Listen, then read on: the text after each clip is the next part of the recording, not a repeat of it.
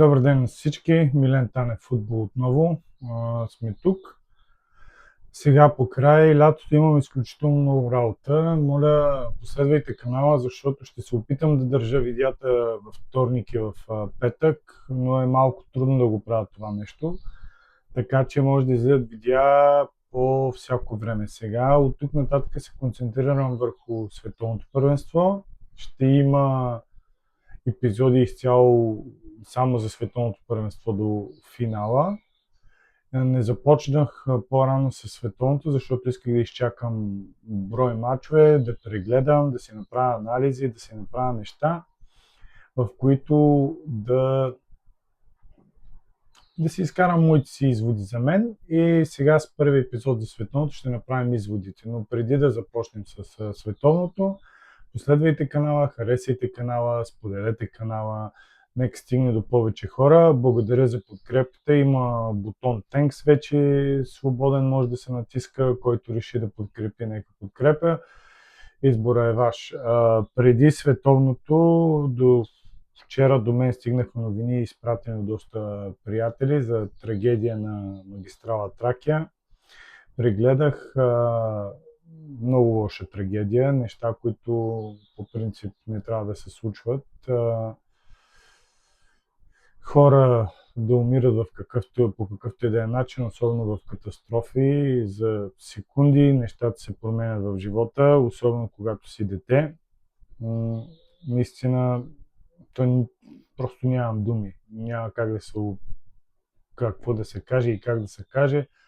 Освен съболезнования към всички хора, които са свързани с тази трагедия, то друго няма какво да остане.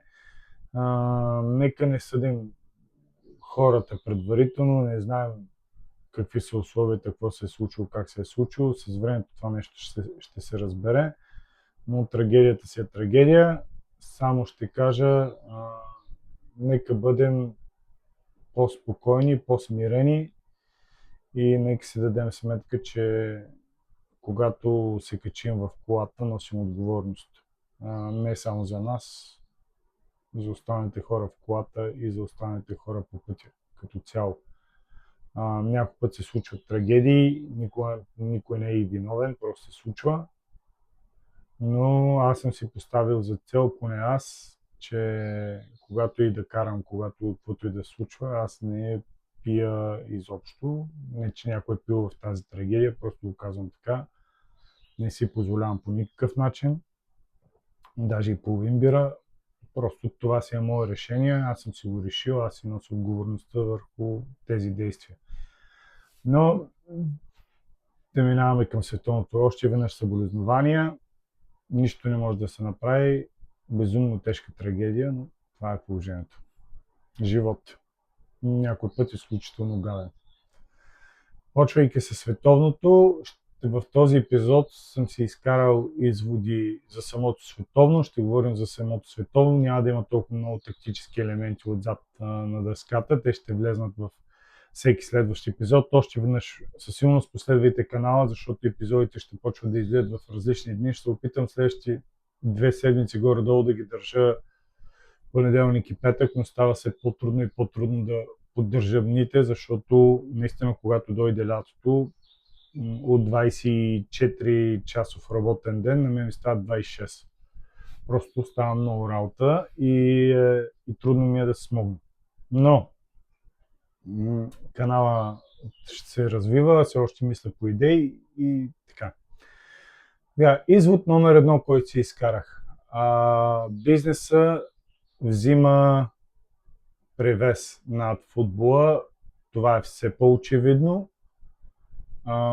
Не исках да е така, не исках да се случва това нещо, но влиянието на американското мислене за пари в спорта и за тяхното, разбира се, развитие на парите и те да са все повече и повече, взима превес в европейския футбол. Това е повече от очевидно. Американците намериха и сега подходящия начин да го направят с това световно. Ние виждаме разликата между световното през 94-та и световното сега. То е изцяло фокусирано върху финансите, не върху спорта. Но това е бъдещето на футбола според мен, така ще отива. В тази посока тръгва Шампионска лига, в тази посока най-вероятно ще тръгнат и първенствата, което е малко лошо, но за хората, които са свикнали футбола да е честен и футбола, примерно, че трябва да е най-честната игра и че трябва да е свързан с типа на олимпийския спорт, имам една много лоша новина за вас. Това нещо е приключило. Съжалявам, че го казвам. Ако искате честен футбол, гледайте детски футбол. В мъжкия футбол вече няма да има. Сега ще се опита да се поддържа честност, не ме разбирайте грешно, но когато положението са 50 на 50 или 60 на 40 в полза на големия отбор, ще се опитат да отидат в посока на големия отбор, в посоката да стане интригата. Примерно, ако Манчестър Сити са дръпнали напред с точките и няма кой да ги догони в някакви спорни положения, ще отиват против Сити, за да може някой да ги настигне за първенството, за да може да стане интрига, за да може да се продадат повече TV права и така нататък. Но натам отива спорт. Реално не ги интересува кой голям ще стане шампион. Важно е да има интригата и да има ситуацията. Малко като реалити шоута стават. Но това е положението. Ние ако погледнем и футболистите, те стават реалити звезди. Реално. С тези вратари на световното, които вече имат по не знам колко последователя, защото направили един или два добри мача. По принцип това е работата. Те затова са там. Но това е положението. Така отива футбола. Ставаш рекламно лице на маратонки, рекламно лице на калеври. Световното вкарва определени, извинявайте, на Пловдивския калеври, цяла България бутонки. Определени бутонки, които да се ползват, най-предпочитаните уж за самото световно. Голяма реклама е да успееш да направиш топката за световното и примерно тия си фирма тогава да направи топката за световното. Неща, които вече отиват в съвсем различна среда, но ние не можем да излезнем от нея. И това е истината. Футбола става бизнес, все повече и повече, и ние трябва да го приемем. Просто трябва да го приемем.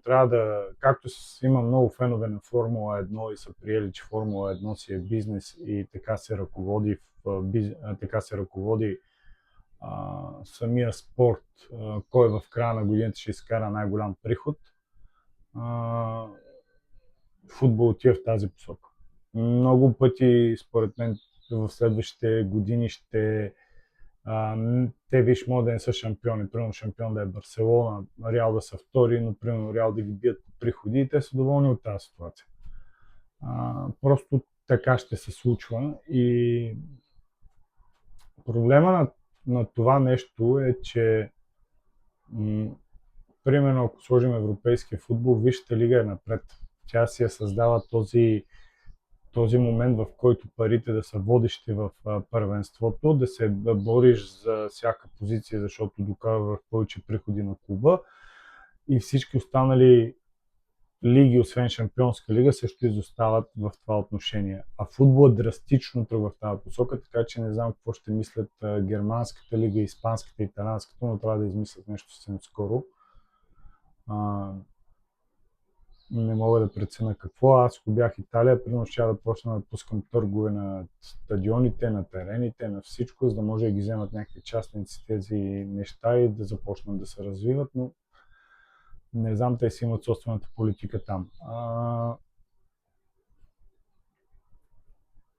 Това ми е първият извод от световното. Вторият извод, разбира се, той е последван от първия, са съдиите. Качеството на съдиите е еднакво. В момента даже се вижда, когато гледам английски съдия и някои френски съдии, защото те също са доста добри. В матча и нещата се движат по един начин, когато е друг съдия, се движат по друг начин. Най-лесно може да си направите извод от съдията и от решенията на съдията по реакцията на играчите. Погледнете, когато някои от световните съдии, примерно в топ 10, свират и взимат решения, играчите се съгласяват с тях моментално, няма претенции, няма нищо, даже не е нужно да е стриктен, да скача, да вика, той просто си показва решението, обяснява го, идва някой футболист, той само му намига и му казва давай. Това е доверие в собственото решение, вяра в собственото решение, което имаш, но е наистина много трудно да имаш примерно 50 световна класа съдии. Просто е трудно. В най-добрия случай имаш 5, 6, 7 и общо взето те се движат навсякъде. Трудно е да си съдя, много е трудно да се съдя. Сега, това, че вече абсолютно всички правила в футбола и всички неща в футбола, които се променят, са в полза на съдиите, не в полза на играчите, е вече съвсем различно действие, но това никой не може да го промени, нито аз, нито вие, каквото и да е, но футболът тръгва в тази посока. Тези неща с VAR на мен грам не ми харесват. Уж да поправяме грешки, ама не всеки грешки. Примерно в момента първия жълт картон е станал много по-тежък като удар, за да може да бъде дигнат, защото VR може да се включи на втори жълт картон, затова те трябва първия да е изключително очевиден. Доста пъти може и така да отиде в бъдещето, сега аз не съм сигурен, но доста пъти, когато ние сме виждали така да кажем оранжеви картони, близки до червените и те се дават червени в последните 2 години заради опасната игра, сега тези картони се дават жълти задължително, защото има VR за втория жълт. И така ние имаме чувство, че много влизания трябва да бъдат изкарани, примерно влизането на Меси трябва да е червен картон, съдиите го дигат жълт. Това е едната причина, другата е втората бизнеса, че трябва да върват напред звездите и големите отбори и те започват да се насочват ето по какъв начин, без да искаме, промениме влиянието на футбола. Но на всяко световно се е случило с това. Някой, ако иска да си върни световното 90-те години, мисля, че беше 90-та, има една тактика на Денмарк с връщане на вратаря и фащане на вратаря постоянно, мисля, че след това световно махат вратаря да играе с ръце. Но те повеждат 1-0 и връщат топката на вратаря от всякъде по въздух, само и само той да я хваща. Интересно е като тактическо действие, използвано много добре, но наистина разрушава футбола. Но е било разрешено да бъде ползвано. Така че за това след това се променят правилата. Нека да видим какво ще се случи на световното. Може част от правилата да се променят, да не се наложат. За момента изглежда, че хората са доволни от тях. Говоря в UEFA и в FIFA. Това тях им харесва да има добър бизнес. Не забравяйте, че когато съдиите могат да коригират собствените решения колкото искат и както искат, малко или много по-могат да коригират и това кой отбор да печели привилегия в този матч, което е малко кофти, но давам за пример Пари Сен-Жермен срещу Байер Мюнхен. Всички положения, които бяха 50 на 50, малко или много отиваха в посоката на Пари Сен-Жермен. И при два равностойни отбора, просто разликата стана накрая един гол в полза на Пари Сен-Жермен и те продължиха напред. Просто го казвам как нещата се движат.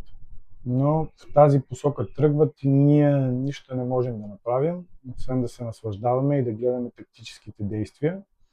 Но това хората, които последват моят канал, това можем да правим. Можем да гледаме тактическите действия, да се учим от треньорите, да гледаме треньорите, да виждаме философията за детския футбол и по този начин ние да си направим удоволствието от футбола, а не да се концентрираме върху резултата, защото все повече и повече изглежда, че резултата няма да влияе толкова много на играта. Тръгвайки в тази посока, гледам коментарите на много хора, които коментират световното и при един равен, при втори равен, при загуба и вече е пълна трагедия, то отбор не става за нищо. Само да ви дам пример, че когато Португалия стана европейски шампион, тя спечели един матч в редовното време и това беше на полуфинал. Даже и в групите не успя да спечели матча. След това спечели на продължение и на дуспи само, включително и на финала в продължение. Португалия спечели само един матч от цялото европейско първенство. Не можете да ме убедите, че това е бил най-добрият отбор на европейското първенство, при положение, че даже и в групите не взимам победа. Но турнири тип световно европейско първенство се играят по този начин. Така че ние ще видим много отбори, които ще играят по този начин и въпреки всичко могат да станат шампиони накрая. Не забравяйте, че на този тип турнири, особено след групите, им трябва просто един слаб матч. Колкото и да си добър, примерно вратарят да има един слаб матч, примерно вратаря на Франция да има един слаб матч и да направи две много лоши грешки, или някой от централните защитници да направи това, Франция може да бъде елиминирана. И това да е идеята. В смисъл така, Франция да отпадне от световното първенство, въпреки че може би е най-качественият отбор в момента на световното първенство, по единици, като контрол на играта и така нататък. Може би за това треньорите като Дешам опитват да са много по-сигурни, защото знаят, че това нещо може да се случи. Разбира се, по същата логика имат класта отпред, с едно положение от разстояние, извън наказателното поле, с удар, както Ембапе с левия крак, първия гол. Нямат чак толкова много чисто положение, но индивидуалната класа на този футболист вкарва гола. И по този начин продължавате напред. Същата логика и на Аржентина, същата логика и на Холандия. Ако видите повечето треньори, които ние вярваме, че те могат да станат шампиони, са малко по-дефанзивни като мислене. Това е футбола и това е този тип турнири, който се играят. По същия начин може да играеш и FA Cup, по същия начин може да играеш и Купата на краля, по същия начин може да играеш и Шампионска лига. Примерно отбора на Арсенал стигна до финала, загуби финала, без да е загубил мач в цялото първенство. Но това са турнирни двубои, които се играят по този начин. И не е добре да си правим изводи за играта на един отбор по резултата или по това дали е натискал да победи или не е натискал да победи. Давам пример последния матч на Англия. Англия държаха топката и контролираха двубоя. Да, Гана създаде едно положение, в което имаше претенции за дуспа, което би трябвало да се случи да е дуспа. Нямам обяснение, що не се даде, не мога да го обясня. Но реално и те изтърваха контрола на матча, може би в 6-7 до 10 минути през целия игрови момент. През всички игрови ситуации, през цялото игрово време, което беше около 100 и няколко минути, те да са изтървали контрола върху движението на топката и контрола върху движението на ситуацията. Около 7 до 10 минути, 10 според мен са много, не искам да кажем до 5 и 7. Но в тези 5 и 7 за малко Гана да спечелят дуспа, да вкарат гол, да трябваше да спечелят дуспа. Дали ще вкарат гол не е ясно, Меси даже изтърват дуспа.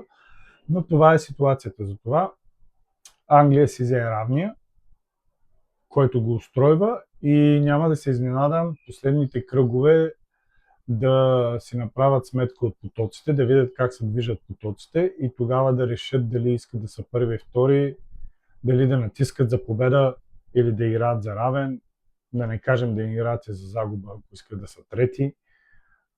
Но ето друг вариант, в който структурата на световното първенство и структурата на европейското вече, защото и най-добрите трети също продължават напред.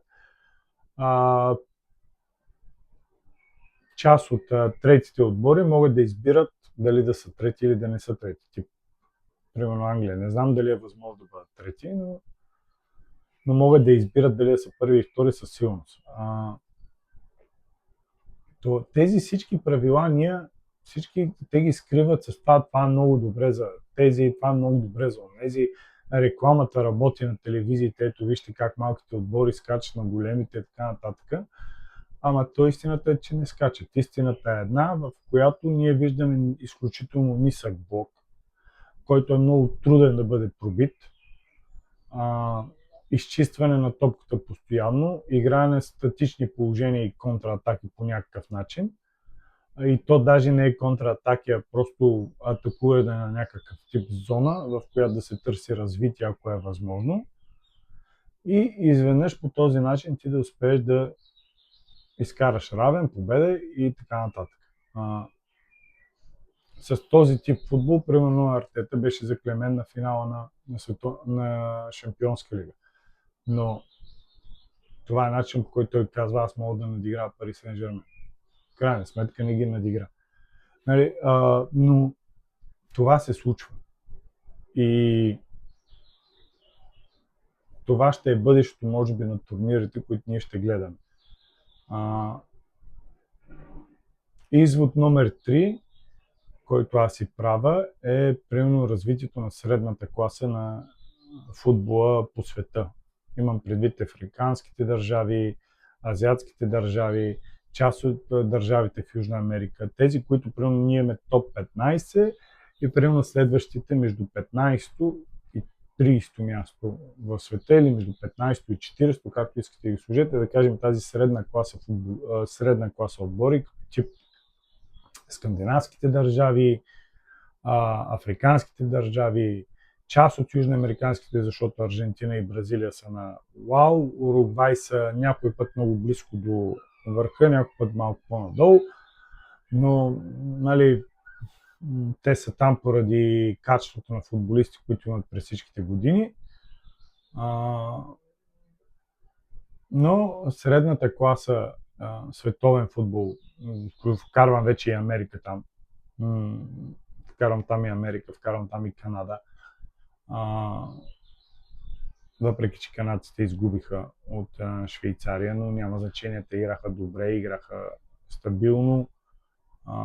Поне първото полувреме цялото имаха моменти в края на двубоя, в който можеха да изравнат. Така че реално двубоя се движеше равностойно. Но аз виждам, че нивото на средната класа държави като футбол започва да се доближава до високото ниво. И това означава, че започва да има дупка, по-голяма дупка между ниския клас държави и средния клас държави, което по този начин ще направи връщането на България на карта на футбол още по-трудно. Това е нещо, което ние не се замисляме, но развитието на тези държави и тяхната все по-добра структура на юф ниво и вкарването на футболисти в мъжките европейски клубове, след това в национални отбори, разбира се, България не може да сравнява с африканските държави, които имат капацитета да взимат от родители, пренесли се в европейските държави, децата им развили се в европейските държави.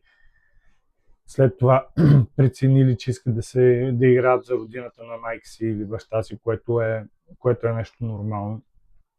Но в този момент няма как това нещо в България да се пребори. В смисъл, това е съвсем различен тип създаване на национален отбор. Примерно Швейцария. Тя е създадена от изключително много балканци. Но това е положението. Национален отбор на Германия също е по този начин. България по този начин няма как да работи. Трудно е, но не е невъзможно. По принцип може да стане, ако започне да взима много млади и талантливи футболисти от азиатските страни, от арабските страни, от африканските страни, но като казвам млади и талантливи, имам предвид 17 годишни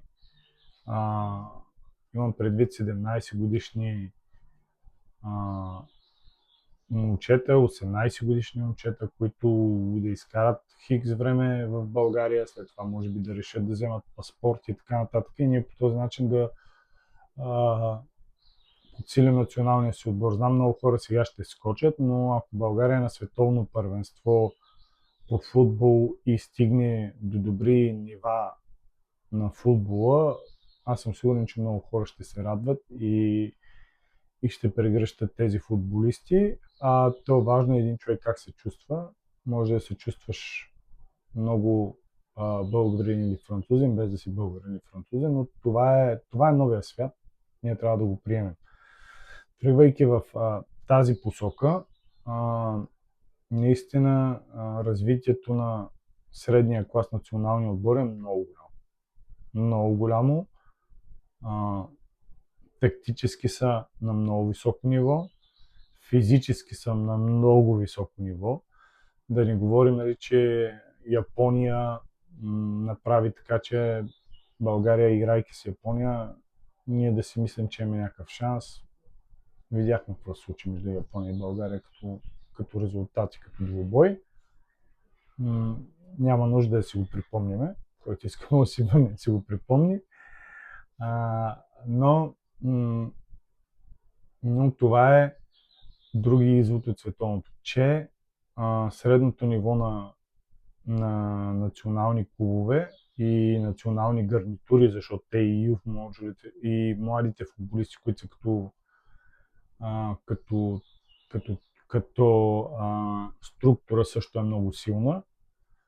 Извинявам се, в Англия викаме youth модули, тръгваме на английски, съжалявам, но тези елитни възрасти, те са много силни на всяка една държава от примерно топ 50 в световен мащаб. Нещо, което ние също трябва да наваксаме. Но надявам се да успеем. Четвъртия извод, който си давам, е, че когато отборите имат много силна дефанзивна структура на игра, дефанзивна структура плюс дефанзивни играчи и качеството на дефанзивни играчи тип Франция, е много трудно да бъдат победени на такъв тип турнир. И все повече и повече ние ще виждаме отбори в Шампионска лига,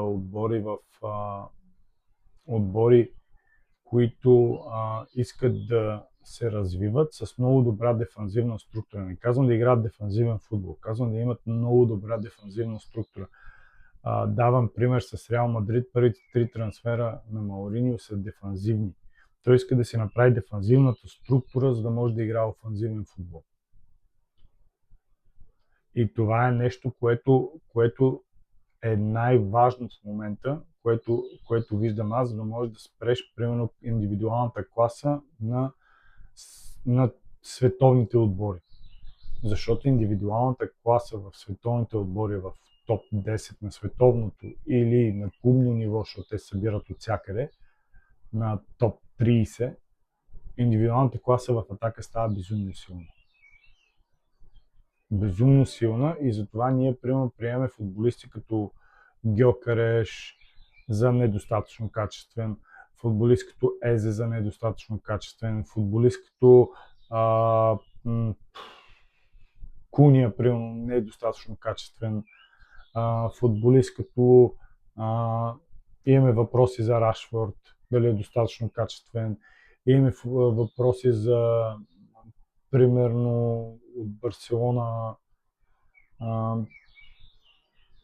Педри е световна класа, той е ясен, но примерно те Барселона атакуващи са ясни, те са много силни. Но избрах си Рашфорд там, той игра до сега там. Имаме въпроси за него, дали е достатъчно качествен. Те реално са качествени футболисти. Но защото другата класа е много силна, много високо качество, ние не си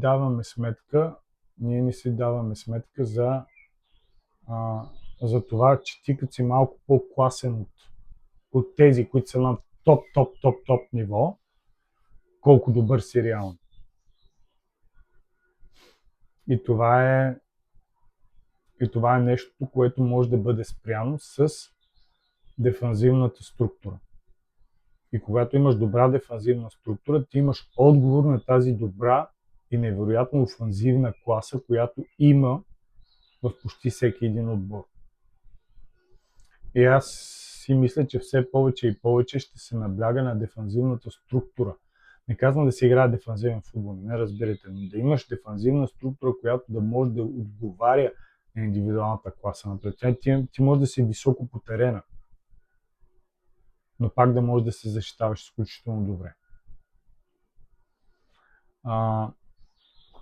Петия и последен елемент е това как контролираме топката, какво искаме да правим с топката. Виждам, че започва на световното първенство да се определя отново движението на топката. Искат футболистите да тичат по-малко, да могат да се подготвят за дълго време игрови мачове и те ползват движението на топката. Много пъти движението на топката се ползва за дефанзивни действия и това, че ти контролираш топката, не значи, че атакуваш. Контролирайки топката, те се защитават, контролирайки топката, те не дават на противника да атакува. Разбира се, се създават и ситуации и шансове, в които те да могат да атакуват.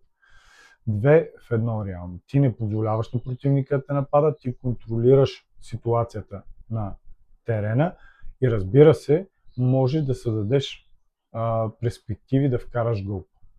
Това са нещата, които за момента им правят впечатление. И ако видим, че примерно сложим топ 10 на световното първенство, които и да си изберете да са топ 10, защото винаги може да се спори кои са топ 10, но ние имаме и 15 отбора, примерно, които ние виждаме как те се опитват да контролират топката, опитват се да контролират движението на топката, опитват се да контролират скоростта на топката, опитват се да контролират изключително много неща, за да могат да не бъдат изненадани в тяхното действие. Това е най-важното нещо, ти да не бъдеш изненадан. Ако не си изненадан, винаги ще бъдеш подготвен за проблемите, които са създавани срещу теб. Това е идеята за движението на топката. Това са 5 неща, които на мен ми направиха впечатление на световното първенство до момента. От следващите епизоди ще почвам да разбивам отбори и треньори, разбира се, с тяхните тактически действия и всичко останало. До края на световното ще бъда концентриран върху такива епизоди. Ако някой отбор ми направи впечатление, най-вероятно ще направя видео веднага и ще го пусна, така че може да има повече от 2 видеа на седмица, най-вероятно ще има повече от 2. Но по тази причина последвайте канала, за да ви излизат повече и повече. Коментирайте, харесвайте, споделяйте канала, натискайте бутона Thanks отдолу, също го има, който, разбира се, подпомага мен, за да си направя повече и повече неща.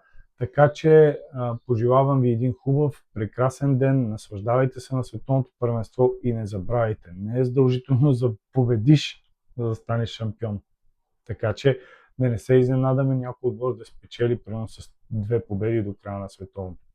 Една победа в групите, една победа на финала. И да се окаже шампион в крайна сметка. Така че наслаждавайте се, гледайте и просто пийте по една хубава студена бира. Желая ви всичко най-хубаво. Може и някаква водичка. Чао! Лек ден!